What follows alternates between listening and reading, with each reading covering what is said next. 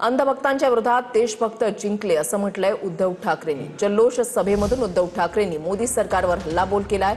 आता संघर्षाला सुरुवात झाली असं उद्धव ठाकरेंनी म्हटलं। मोदींनी आता तरी देशाकडे लक्ष द्यावं असं उद्धव ठाकरेंनी म्हटलंय। निर्मला सीतारमण, राजनाथ सिंह आणि गडकरींवर ठाकरेंनी हल्लाबोल केला। आज केवळ मी आपलं अभिनंदन नाही करत आहे, तर देशातल्या तमाम देशभक्तांना अभिवादन करत आहे। तसं पाहिलं तर आज कोणती निवडणूक कोणी जिंकलेली नाही, पण अंधभक्तांच्या विरुद्ध देशभक्त जिंकलेले आहेत। आणि ही संघर्षाची सुरुवात झालेली आहे।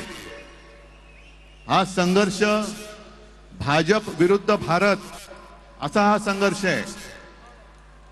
आणि या संघर्षामध्ये आपण सर्वजण जात पात धर्म पक्ष विसरून, होय मी भारतीय आहे, मी देशभक्त आहे, या एकाच भावनेने सहभागी झालात।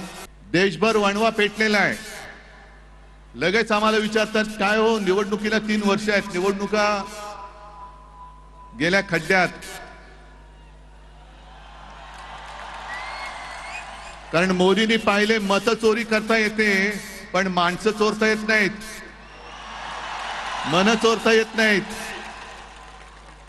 ही मन आता पेटलेली आहेत, पिसळलेली आहेत।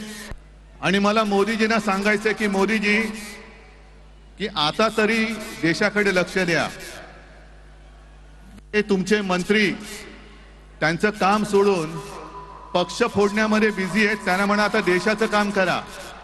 मला असं वाटतं की अशा प्रकारचे डायलॉग्स हे गेल्या 10 वर्षात त्यांनी अनेक वेळा मांडलेले आहेत, पण त्यांचे डायलॉग्सचा कोणावरही असर होत नाही।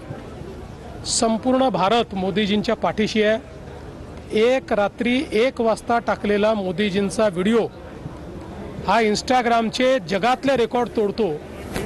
याच्यावरूनच लक्षात येतं की भारत कोणाच्या पाठीशी आहे।